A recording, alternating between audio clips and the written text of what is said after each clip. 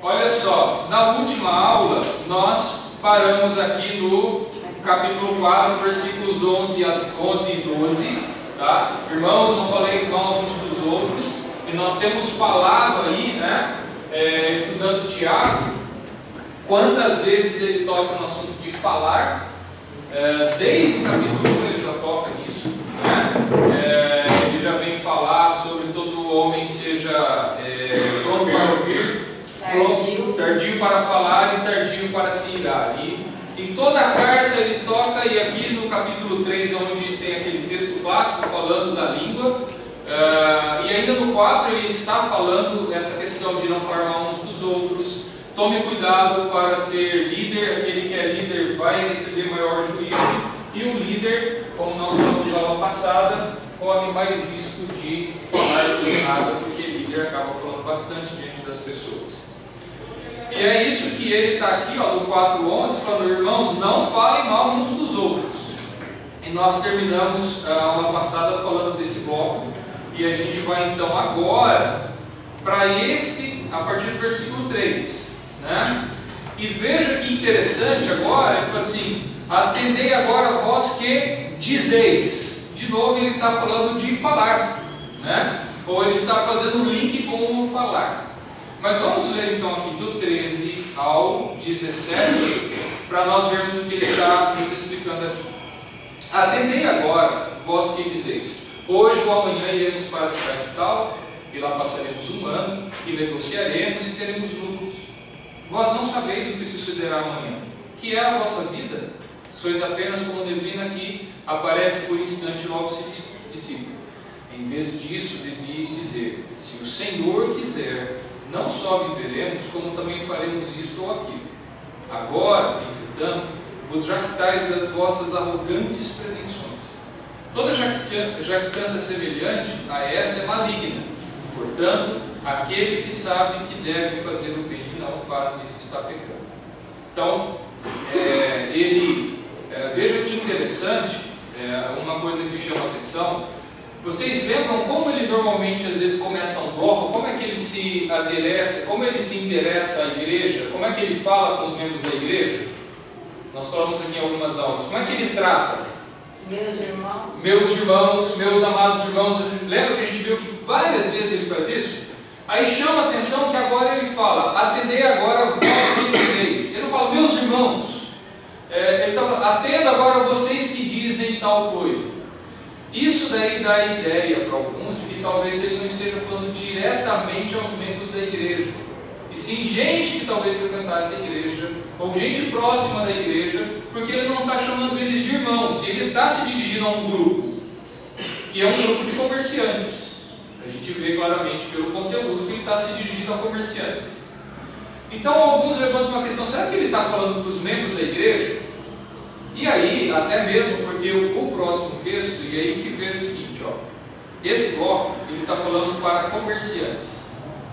O próximo bloco, que é o começo do capítulo 5, ele está falando para esse grupo, um grupo de ricos, que na verdade são fazendeiros ou agricultores. A gente vai ver pelo bloco, lendo esse bloco todo aqui, falando, né, dos trabalhadores que ceifam os seus campos e tudo mais. Então ele está falando aqui, nesse final do 4,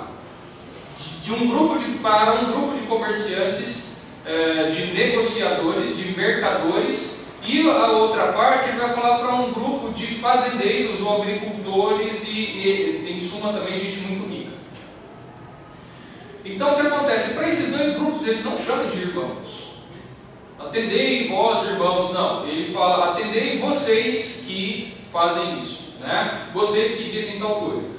Por causa disso, e vendo quantas vezes ele chama o pessoal de irmãos, alguns acham que ele não está falando diretamente para os crentes, mas para a gente que estava se aproximando da igreja ou próxima da igreja. Talvez a gente sabe, né, pelo que nós já estudamos aqui na carta de Tiago, que a comunidade ela era basicamente de judeus, né? A gente vê até a questão que ele cita sinagoga ao invés de igreja, e a gente vê que ele está falando com judeus, ou seja, uma comunidade cristã de pessoas que se converteram vindas do judaísmo. Então poderia ser, né, até alguma ideia, vamos supor, aquela sinagoga, aquela comunidade comunidade judaica, para quem está escrevendo, era um grupo de judeus que se converteram, a grande parte, a maioria. Os outros começaram a talvez frequentar aí, mas parece que não se converteram ainda. Não sabe.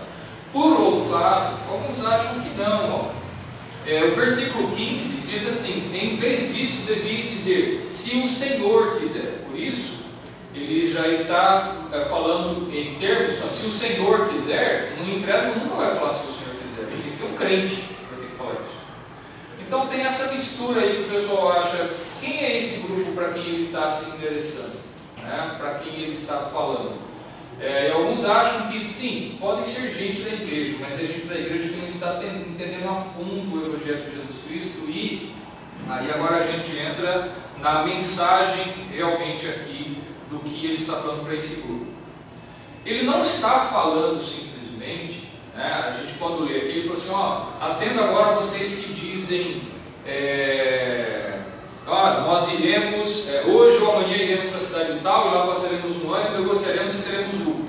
Aí você vai para o versículo 15, em vez disso vocês deveriam dizer, se Deus quiser. A questão não é mudar o discurso. Você não pode falar, eu vou, ano que vem eu vou começar a construir minha casa. Você não pode falar isso, você tem que falar, se Deus quiser, o ano que vem eu vou construir minha casa. Sim, nós devemos falar isso, mas não adianta você falar da boca para fora de novo. Foi o que nós vimos sobre o pecado da língua. A boca fala do que o coração está cheio. E não adianta eu montar uma capinha religiosa e eu ficar falando se Deus quiser, se eu estou falando se Deus quiser da boca para fora. Eu estou confiando no meu poder econômico, eu estou confiando na minha capacidade de conseguir dinheiro. Eu não estou realmente colocando a minha confiança em Deus.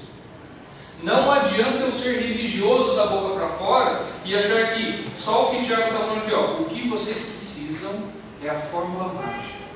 A fórmula mágica para ser um cristão piedoso é dizer, se Deus quiser, na frente de todos os planos. Não, ele não está fazendo um apelo para você usar fórmulas mágicas. Por quê? Olha só, ele vai falar o seguinte, aqui no final, versículo 16. Agora, entretanto, vos jactais, se orgulhar, se inflamar das vossas arrogantes pretensões. Toda jactância semelhante a essa é maligna. O problema é a arrogância desse pessoal. O problema desse pessoal é o seguinte, gente, eu estou indo muito bem nos meus negócios. Ele só não falava graças a Deus. Eu estou indo muito bem nos meus negócios, então é o seguinte, ano que vem eu vou ampliar a empresa, eu vou fazer isso. E talvez a pessoa esteja ali na igreja e fale assim, olha, ano que vem eu vou passar um ano inteiro lá em outra cidade, que eu vou estabelecer lá um outro comércio e tudo. E ele está se jactando, está se orgulhando de todo o sucesso econômico que a pessoa está tendo. E aí Tiago está apelando, você não devia estar com esse orgulho, com essa arrogância, porque você é como uma neblina que se dissipa. O que é a vossa vida? Não é isso que ele vai falar, né? Versículo 14, vós não sabeis o que sucederá amanhã. O que é a vossa vida? Vocês são apenas uma neblina que logo passa. Quem são vocês para ficar, eu estou indo muito bem, minha empresa está crescendo, eu estou tendo um sucesso. Vocês não deveriam estar se orgulhando. Sabe o que vocês deveriam falar? Se Deus permitir, se Deus tiver misericórdia de mim, quem sabe eu conseguirei ampliar o meu negócio, graças a Deus. Só que isso é de um coração sincero. Que esse coração sincero não vai ficar se jactando, não vai ficar falando para todo mundo para querer se mostrar. É essa a questão. Então, de novo, a língua, a boca, aquilo que eu falo é consequência do que está no meu coração.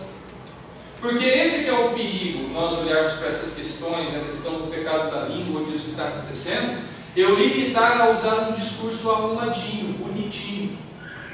E o que a palavra de Deus exige de nós não é uma religiosidade exterior apenas, de eu tenho que falar as coisas certas.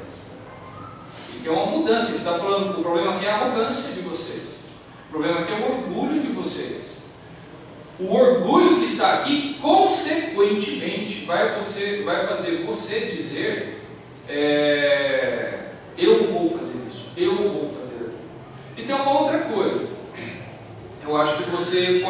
concordar comigo com uma situação. A gente às vezes não percebe quando uma pessoa está dando um discurso humilde, mas ela está se mostrando arrogante.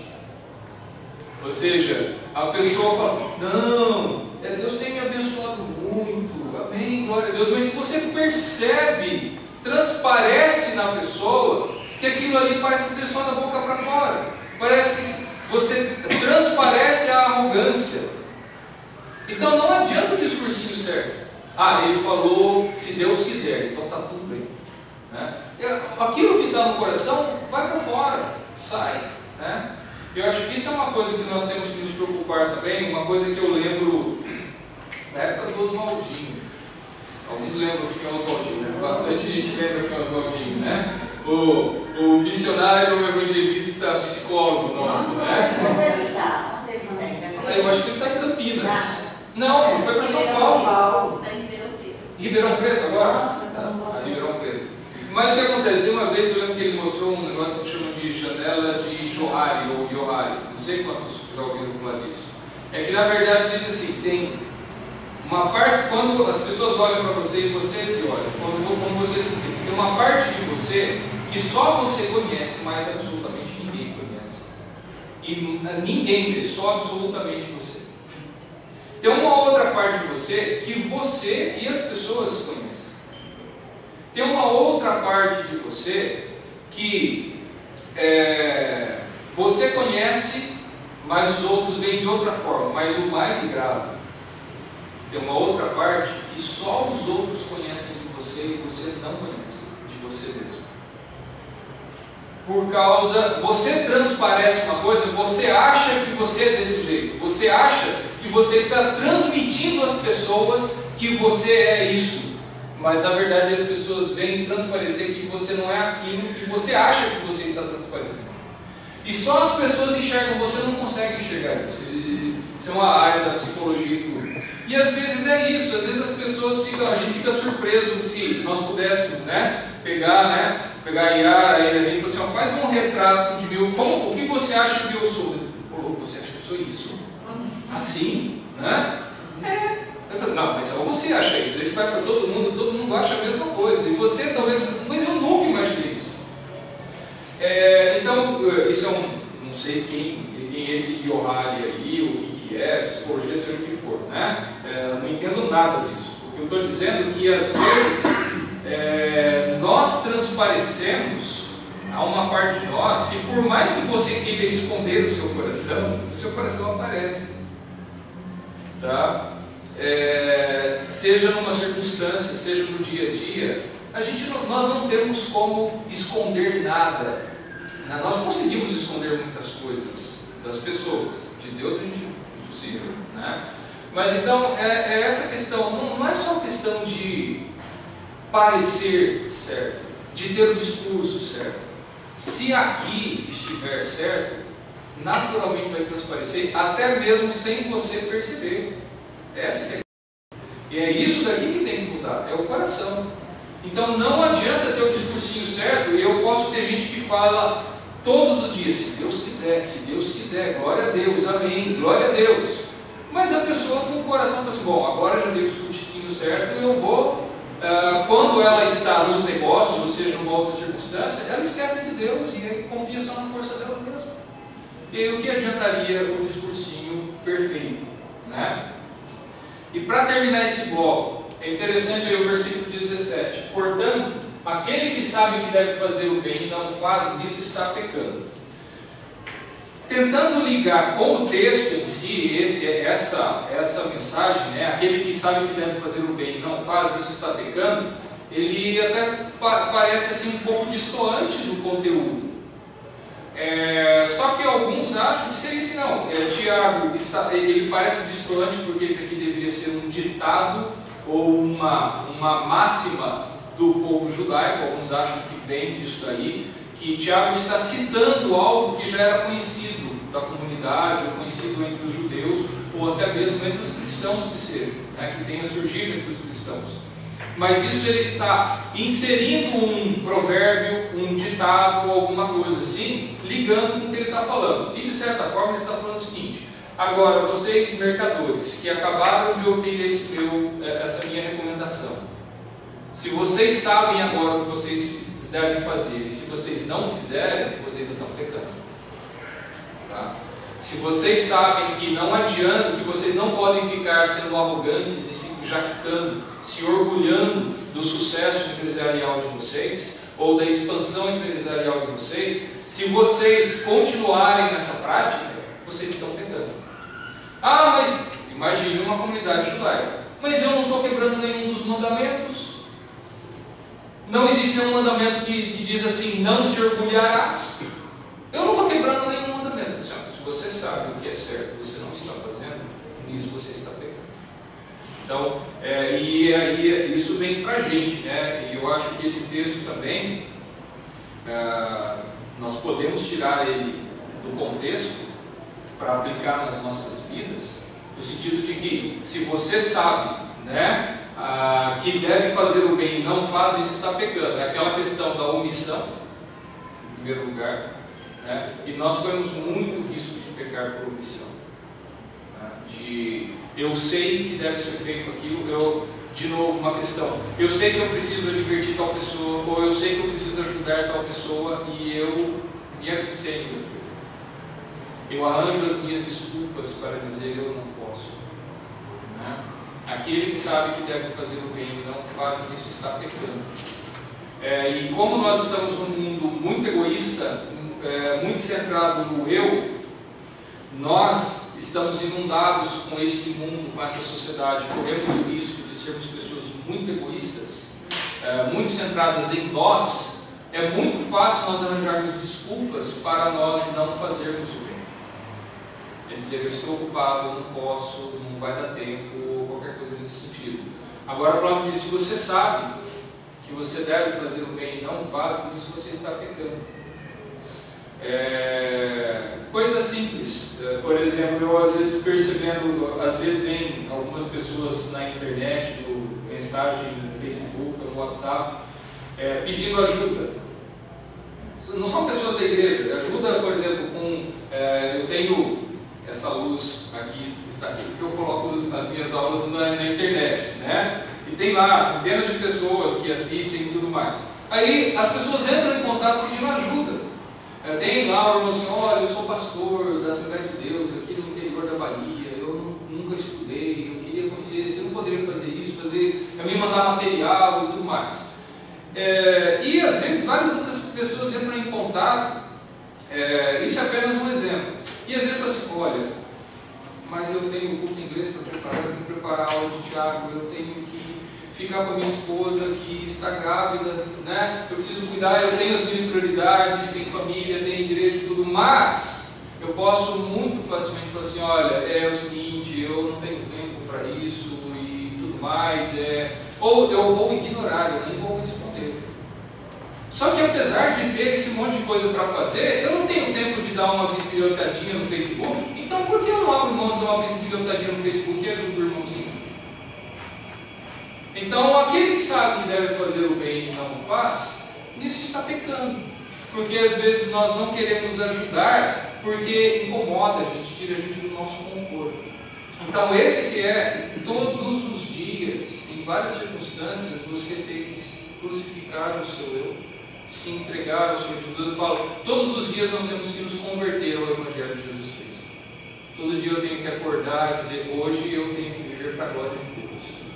Eu não posso viver para mim mesmo. Porque todos os dias nós acordamos e queremos viver para nós mesmos.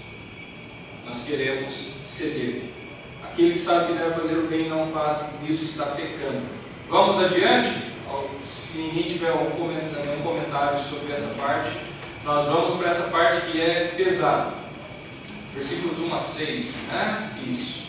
Vamos ler Tiago 5, de 1 a 6.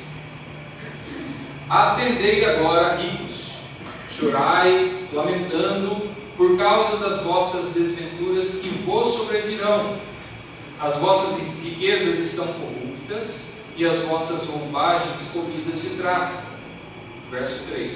O vosso ouro e a vossa prata foram gastos de ferrugens, e a sua ferrugem há de ser por testemunho contra vós mesmos, e há de devorar como fogo as vossas carnes. Tesouros acumulastes nos últimos dias. Verso 4: Eis que o salário dos trabalhadores que ceifam os vossos campos, e que por vós foi retido com fraude, está clamando. E os clamores dos ceifeiros penetraram até aos ouvidos do Senhor dos exércitos. Tendes vivido regaladamente sobre a terra, tendes vivido nos prazeres, tendes engordado o vosso coração em dia de matança, tendes condenado e matado o justo, sem que ele vos faça resistência. Que texto pesado, né? Pesadíssimo. Primeiro, vamos ver aqui duas partes. Ele entrega aqui duas condenações de duas atitudes que estão acontecendo aqui. Perceba que nos versículos 1, 2 e 3, ele está falando sobre acumular riquezas, em geral. Então ele está falando, as riquezas de vocês, atendam agora ricos, chorem e lamentem pelas desventuras que vão sobrevir a vocês. Aí veja os versículos 2 e 3. As riquezas de vocês estão corruptas, as suas roupagens comidas de traça, o ouro de vocês está tudo gasto, e a prata gasto de ferrugem, né? E essa ferrugem há de ser testemunha contra vocês mesmos. Ele está falando aqui de acumular riquezas, porque você tem tanto dinheiro, tanta riqueza, tanto ouro, que ele está até enferrujando, porque não está sendo usado. Como se ouro pudesse enferrujar, né? Como se prata pudesse enferrujar. Ele está ilustrando, não sei, de repente naquela época, né, a prata não era tão pura como nós temos hoje, pode ser que havia, né, a tecnologia para apurar o ouro e a prata naquela época, com certeza não era tão boa quanto desse período agora. Eu desconheço se de repente naquela época o ouro e a prata tinham impurezas, não tinha, né, o minério purificado realmente, acabava aparecendo algum tipo de ferrugem, algum tipo de corrosão. Não sei se é esse o caso. O caso é que ele está colocando aqui: você tem tanta prata, tanto ouro, que você nem precisa usar, eles estão estragando, entre aspas. Então ele está condenando aqui o acúmulo grande de riqueza. Esse é o primeiro ponto. E ele está falando, essa ferrugem vai ser testemunha contra vocês e vai devorar vocês no fogo. Então, o acúmulo de riquezas vai devorar vocês, né? Tesouros vocês acumularam nos últimos dias. É assim que termina o versículo 3, mas ele fala que esse acúmulo de riqueza vai fazer devorar, né, eles, está condenando eles. A partir do versículo 4, 5 e 6, não está falando de acúmulo de riqueza, está falando diretamente de corrupção, está falando diretamente de fazer mal às pessoas para obter mais lucro. Então, eis que o salário dos trabalhadores que ceifaram os vossos campos, e que por vós foi retido com fraude, está clamando. E os clamores dos ceifeiros penetraram até os ouvidos do Senhor dos Exércitos. Vocês estão vivendo regaladamente sobre a terra, estão vivendo os prazeres, engordado o coração em dia de matança. E aí de novo ele fala: vocês estão condenando e matando o justo sem que ele faça resistência a vocês. Então ele está falando não só de acúmulo de riqueza, esse é um ponto, é uma questão. O outro problema, vocês conseguem riquezas de forma ilícita. Então nós temos esses dois pontos que ele está tratando aqui. E aí fica claro, a gente entende que está falando de fazendeiros aí por causa do versículo 4. Eis que o salário dos trabalhadores que ceifaram os vossos campos e que por vós foi retido, né, com fraude. Então, eram pessoas, a gente não sabe se está querendo generalizar, mas pelo menos deve ter uma ala grande ali, né, dessas pessoas a que ele está se dirigindo, eram pessoas que, donos de propriedades, que contratavam pessoas para trabalhar, e ele está falando: vocês estão retendo parte do salário do pessoal. É aquela questão, de repente está tendo dificuldade financeira, o país está com dificuldade econômica, aí aquele fazendeiro entra em falência, aquele outro está tendo dificuldade, aí sobra trabalhador. Está sobrando trabalhador. Quanto que custa um dia de trabalho? Um denário. Te dou 75% de um denário para você trabalhar comigo. Não, mas se você quiser, é isso. Está sobrando gente para trabalhar para mim. Se você não quiser... Não, mas é um denário que é o salário de um dia de trabalho. Tá bom, então não trabalha para mim. Se você quiser trabalhar para mim, vai ser menos de um denário. A pessoa, para não passar fome, vai lá e trabalha. Né? É isso que Tiago está acusando aqui. Primeiro, acumular riquezas, e o outro é obter riquezas de forma ilícita, oprimindo pessoas. E o que acontece? Esses dois casos nós vemos muito claramente no mundo inteiro. Isso, infelizmente, o Brasil não é um privilégio nessa situação. Né? Corrupção, acúmulo de riquezas está no mundo inteiro. A questão, de novo, aí alguns tempos, está vendo? A Bíblia condena quem é rico. Então, quem for rico, mata os ricos para distribuir para os pobres e vão ficar todo mundo pobre. Né? Não é por aí. O problema primeiro, o acúmulo de riquezas é aquela questão. Você vê lá, né? Vamos supor, até estava falando ontem no English Service, a gente estava falando hoje, né? Vamos lá, o Renato Duque, a acusação de que ele tem lá 39 milhões de dólares na Suíça. Para um pouquinho, você já pensou o que é 39 milhões de dólares? Não dá, né? Não cabe. Ele multiplica por 3,50 esse valor, que é o quanto ele tem de reais. Tá. Por que esse cara já não, há uns 2, 3 anos atrás, vamos supor que ele tinha só 20 milhões de dólares há 3 anos atrás, tá? Só 20 milhões. Né? Por que esse cara não falou, ó, tô saindo da Petrobras, tô me aposentando, tchau, vai para a Suíça e esquece? Porque ele sabe que ele consegue mais. E ele quer mais. E ele quer mais. E ele quer mais. E ele sempre vai querer mais. Nós nunca estaremos satisfeitos. Porque quando você não tinha carro, fala assim, se um dia eu tiver um carro. Qualquer carrinho, pode ser um Fiat 147, 1979, eu queria só ter um carrinho. Aí tem um carrinho, se eu tivesse um carrinho melhor. Aí eu tenho um carrinho melhor, mas se eu tivesse vidro elétrico, troca elétrica, e luz de LED e aquecedor, eu nunca vou estar satisfeito. Né? Então, agora a Bíblia diz, fala o parâmetro que é pesado demais para nós. Né? Tendo que comer e com que se vestir estejamos satisfeitos. Estamos dispostos a viver por esse critério? Vivemos por esse critério? E porque isso parece assim um absurdo para nós. Parece, porque nós estamos mergulhados nesse mundo. E é essa questão, veja que Tiago já no começo do livro, lá no capítulo 1, já tinha falado, o rico se orgulha da sua insignificância, porque logo ele vai subir no mapa. Né? Então ele pega pesado com a gente. Né? E é essa questão. O perigo não é ter riquezas. O perigo é se você está se apoiando nas riquezas, se a sua confiança são as riquezas. De novo, eu posso ter uma pessoa que tem uma casinha alugada e que ganha um salário mínimo, e essa pessoa se encaixa nesse padrão aqui de acúmulo de riquezas, entre aspas, diferente do outro que ganha 20 salários e ele até tem uma casinha melhor, mas a porcentagem do que ele dá para os outros e o fato dele ter um coração dele não estar apoiando a confiança dele naqueles bens que ele tem, a atitude é bem diferente. Aí você vê, tudo bem, né? É difícil colocar o Bill Gates como exemplo porque o cara mais rico do mundo, né?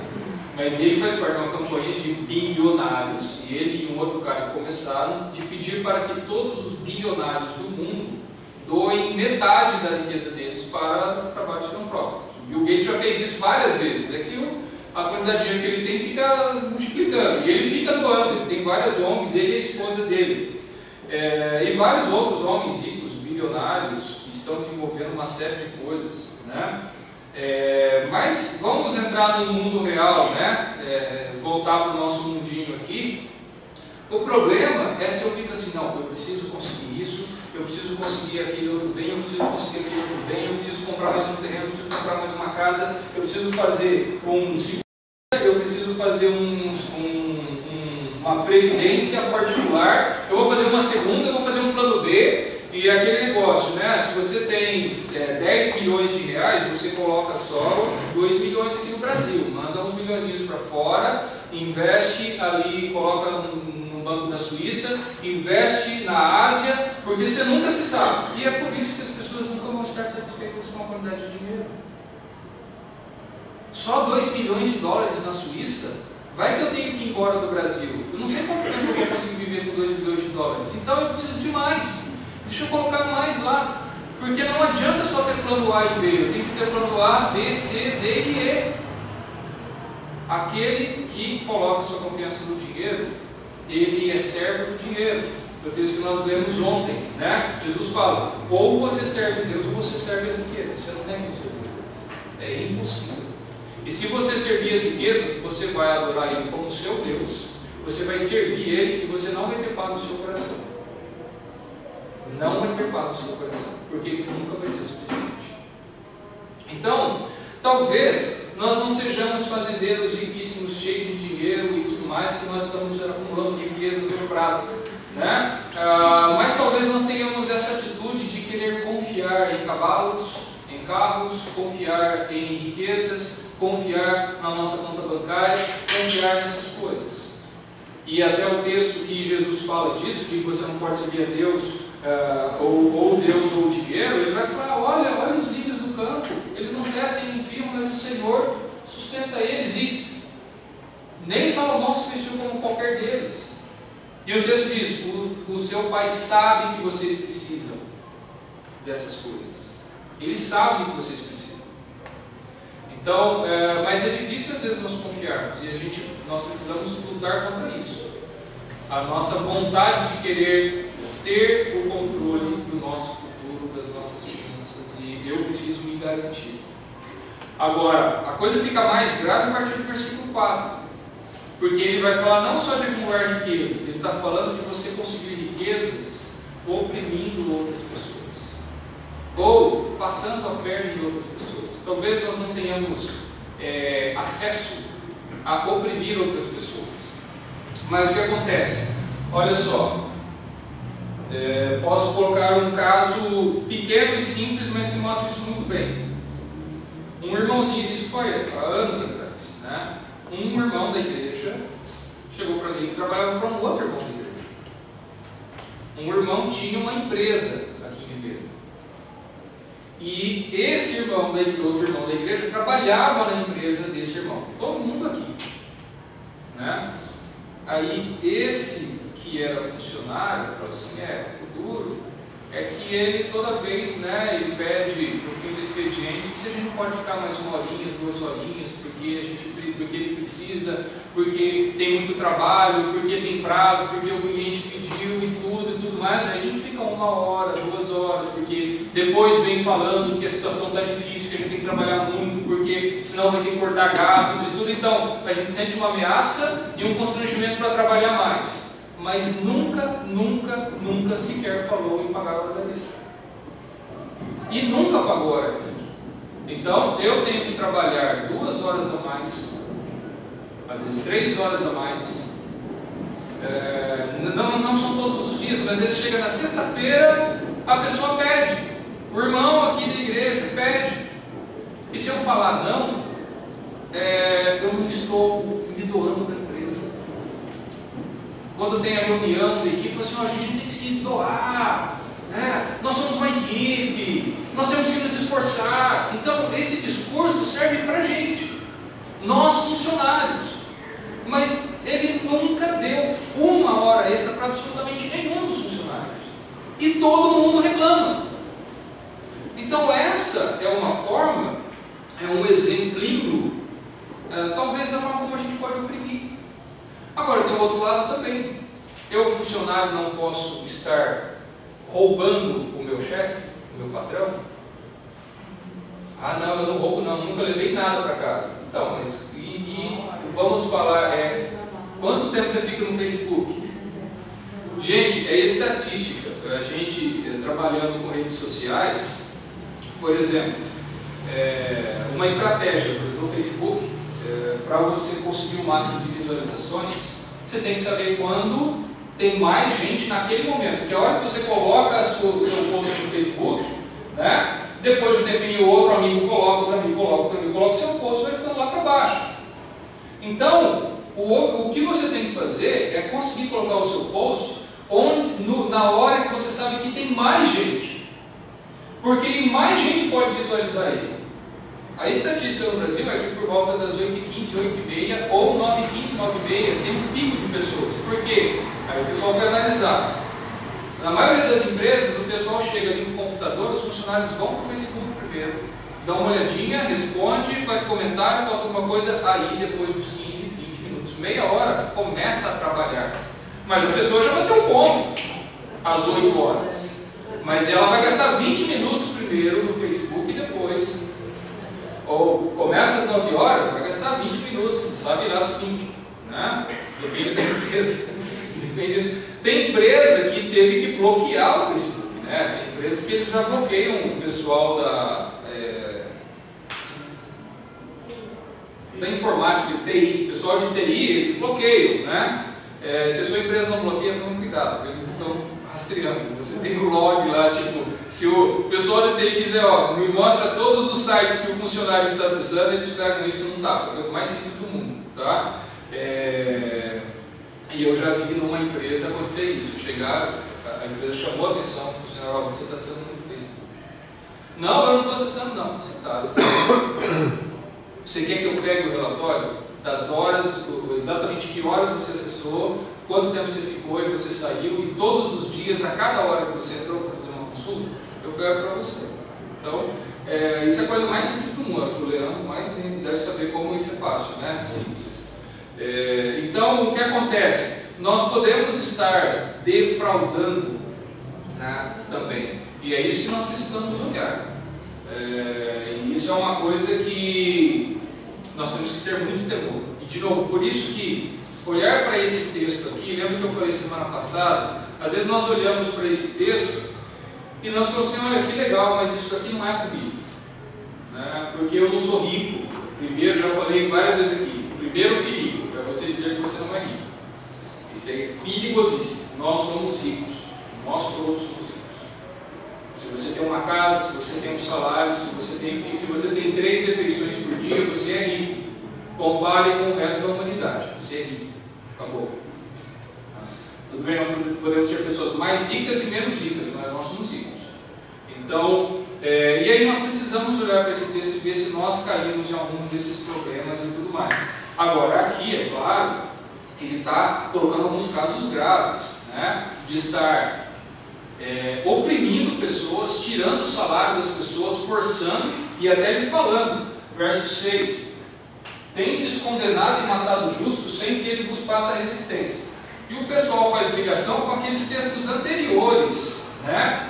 Deixa eu ver se eu lembro aqui, 1 Tiago 2, né? Não se deve fazer acepção de pessoas, né? E aí lembra que ele vai falar, vai que entra um rico, você trata o rico de um jeito e o pobre do outro, né? Aí ele fala assim, cadê? Aqui, ó, verso 6, 2:6. Entretanto, vós outros menosprezaste o pobre. Não são os ricos que vos oprimem e não são eles que vos arrastam para os tribunais? Então ele já estava falando aqui de uns ricos que condenam, tá? Que arrastam para os tribunais. Aqui no 5:6, tá vendo? Então ele aqui está falando para o pessoal da igreja, vocês estão tudo bajulando lá os ricos para ver se conseguem o favor deles, não são eles que estão oprimindo vocês e estão levando vocês para os tribunais? Então você vê que é por isso que existe uma questão nesse bloco aqui, capítulo 5, versículos 1-6. Nós não sabemos se Tiago está falando diretamente para membros de dentro da igreja ou se ele está fazendo o quê? Se ele está falando para a gente de fora da igreja. Não, mas falou para a gente de fora da igreja? Sim, a ideia de Tiago estar usando o que os profetas do Antigo Testamento faziam. Alguns profetas, eles profetizaram para as pessoas de fora do povo de Israel. Tá? Então você tem até, é que eu não tive tempo de preparar aqui, tem vários textos aqui, deixa eu ver se eu marquei aqui. Por exemplo, Isaías 3:11 até 4:1, deixa eu até ver se eu já pego ele lá. Aí do perverso mal lhe irá, e por aí vai, e ele vai falar do perverso, ele dá julgamento contra o perverso, e depois, mais adiante, você vai ver sobre o rei de Tiro, né? Deixa eu ver se ele profecia contra Tiro. Tiro, tá? Isaías 23. O rei de Tiro era o rei de Tiro, não tinha nada a ver com Israel, só que ele vai escrever profecia contra aquele rei. Assim como há profecias contra outros reis fora de Israel. E Deus dando advertência contra eles. Tá? Então, você ter textos ou profecias ou advertências contra os não crentes, isso já existia no Antigo Testamento. E alguns acham que é o que Tiago está fazendo. Ele fala, ó, tem ricaço entrando aí, vocês estão bajulando ele está entrando na igreja, e o cara está querendo entrar na igreja para conseguir o favor de vocês também, ou para vocês bajularem ele. Fala para esse cara isso daqui, ó, as riquezas de vocês vão queimar vocês. Vocês estão indo para a condenação. Então, é isso daí, é lançar juízo sobre o ímpio, para quem sabe ele se arrepender. Então, alguns acham que o que Tiago está falando aqui, ele não está falando para os crentes em primeiro lugar, ele está falando para os não crentes, porque a esperança é que um crente não faria isso, né? Ele espera-se. Então, mas alguns acham realmente com esses textos, aqui você tem Amós, fala também Amós 4, de 1 a 3, Amós 6, 1 a 7, Micaías, não, confundo com o texto, Miqueias, mas é Miqueias, é porque está com C, aqui é porque eu traduzi do inglês e a referência não foi, né? Em inglês não é com Q, é com C porque ele escreve diferente nome, então ficou errado aí, tá? Seria o Miqueias. Então, gente, o pessoal levanta essa questão, se esse bloco aqui fala diretamente a crentes. Eu acho que o que nós precisamos ver é se em alguma coisa nós caímos nessas advertências. Certo? Tudo bem? Podemos ir adiante? Vamos ler agora do 7 ao 11. Sede, pois, irmãos, pacientes até a vinda do Senhor. Eis que o lavrador aguarda com paciência o precioso fruto da terra até receber as primeiras e as últimas chuvas. Sede vós também pacientes e fortalecei o vosso coração, pois a vinda do Senhor está próxima. Irmãos, não vos queixeis uns dos outros. Vocês já viram ele falar isso? Né? Irmãos, não vos queixeis uns dos outros para não ser julgados. Eis que o juiz está às portas. Irmãos, tomar por modelo no sofrimento e na paciência os profetas, os quais falavam em nome do Senhor. Eis que temos por felizes os que perseveraram firmes. Tendes ouvido da paciência de Jó, e vistes que fim o Senhor lhe deu, porque o Senhor é cheio de eterna misericórdia e compassivo. Então o que acontece? Ele agora, você viu que de novo ele vai chamar o pessoal de irmãos. E ele vai chamar o pessoal de irmãos, e é aqui que se fortalece a ideia de que lá acima ele não estava falando para crentes. Primeiro que ele não trata esse pessoal de irmãos. E mais do que isso, se você ler em sequência, ele está falando, vocês ricos, vocês estão oprimindo pobres, vocês estão fazendo isso, vocês estão maltratando eles, e agora ele vem para os irmãos, tenham paciência. Paciência o quê? No meio dessa opressão que esse pessoal está fazendo com vocês. Tá? E ele está falando o quê? O lavrador aguarda com paciência, então ele está falando, tenham paciência, e ele usa o lavrador como exemplo de paciência. Sede vocês também pacientes e fortalecer o vosso coração, pois a vinda do Senhor está próxima. Primeiro consolo, o Senhor está chegando, o Senhor há de vir, né? E esse sofrimento que vocês estão passando é temporário, isso que vocês precisam entender, é temporário, tá? E aí ele vai falar: tomem por modelo o sofrimento e na paciência os profetas que falaram em nome do Senhor. E temos por felizes os que perseveraram firmes, né? E aí ele usa também final como exemplo Jó. E aí o que acontece, já desde o começo do livro também, da carta, ele já falou de paciência, tá? Olha o que ele fala, lá no capítulo 1, versículo 2. Meus irmãos, tende por motivo de toda alegria passar por várias provações, sabendo que a provação da vossa fé, uma vez confirmada, produz perseverança. E aí ele vai falando, né? E ele vai falar mais ainda sobre você ser paciente, sobre momentos de dificuldade. Então o que está acontecendo? Já desde o começo da carta ele falou para o pessoal ser paciente. Então qual é o quadro, às vezes, que a gente entende? Provavelmente a comunidade devia ser predominantemente de pessoas simples, humildes, às vezes os trabalhadores lá no campo, e ele está condenando os caras que estão oprimindo eles e falando para os crentes: sejam pacientes, né? Porque o Senhor está para vir. E outra coisa, né? Ele vai falar, cadê?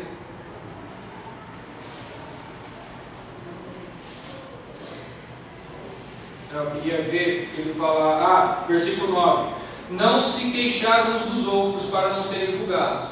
Então tenham paciência, tá? Tenham paciência e não fiquem falando mal dos outros, porque quando nós estamos sendo oprimidos por alguém, nós queremos falar para todo mundo: aquela pessoa não presta, aquela pessoa vai subir, não vai resolver isso daí. Não fique queixando dos outros, coloque isso diante de Deus, tá? E aí de novo fica esse vai e volta de: será quem ele estava condenando nos primeiros versículos eram crentes? Porque quando ele fala não se queixar uns dos outros, então parece que ele está falando: não se queixe de gente dentro da comunidade. Por isso que não dá para a gente escrutinizar, né? Fechar, tipo assim, é isso daqui e acabou, tá? Mas aí se levanta essa questão, e o que fica explícito nesse conjunto todo nós temos um quadro de uma igreja de gente que está sendo oprimida. Ele já falou várias vezes, né, do pessoal ser paciente, aguentar firme, e agora ele dá vários exemplos de paciência.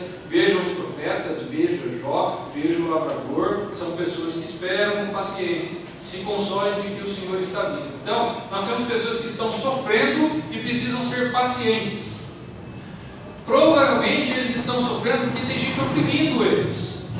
Sejam os trabalhadores, os agricultores ricos que contratam eles. E nisso, qual é a mensagem que ele está falando? Ficar falando mal dos outros não vai resolver. Não fique falando mal dos outros. Pastor. Pois não. Mas no 5:4 também está claro: e os clamores dos ceifeiros penetraram nos ouvidos do Senhor. Sim, quer dizer, a alternativa aí é buscar Deus mesmo e clemência dele para aquela situação. Sim, está certo.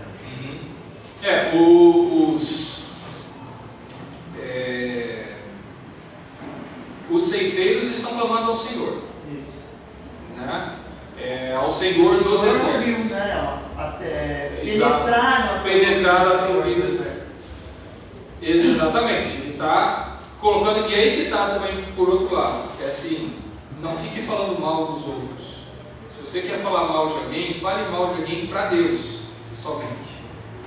Que lembra que a gente falou sobre isso aqui, né? E é isso que os ceifeiros estão clamando a Deus: Deus, estou sendo maltratado, estou sendo oprimido, aquela pessoa está roubando parte do meu dinheiro, está me forçando a trabalhar mais, está me maltratando. A hora que eu falei: olha, mas você não pagou aquela parte, eu falei assim: se você abrir a boca, eu ponho você no tribunal.